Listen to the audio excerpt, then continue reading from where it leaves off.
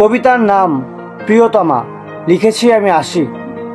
প্রথম যৌবনের কালে যেদিন তোমায় দেখলাম সেদিনই প্রথম আমার জ্বর হলো।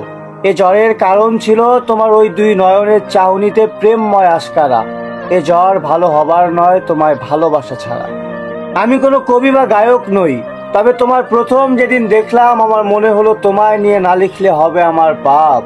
পৃথিবীও তো শূন্য, কিছু একটার অভাব, তুমি পরিপূর্ণ, তুমি তোমার জবাব। তোমার পায়ের নখ হতে কেশাগ্র পর্যন্ত ধুধু জলের মতো শুধুই সুন্দর তুমি। তোমায় দেখলে জ্বর হয়, এ জ্বর ক্লান্তিকর নয়, অবিরল জলের শব্দের মতো শান্ত প্রশান্তিময়। প্রতিদিন দিনের আলো নিষ্প্রভ হয় যেমন করে রাতের নিস্তব্ধতার সাথে, তেমন করে কি তোমার আমার মিলন হবে না এ ধরাতলে? তোমায় ভালো না বাসতে পারলে আমার জ্বর আসে। প্রিয়তমা, তোমার ওই দুই চোখে চোখ রেখে তাকানোর সাহস আমার নেই। তোমার ওই অপার রহস্য স্নান্ত চোখে চোখ পড়লেই আমার জ্বর হয়। তোমায় ভালোবাসতে মনে লয় আমার জ্বর হয়।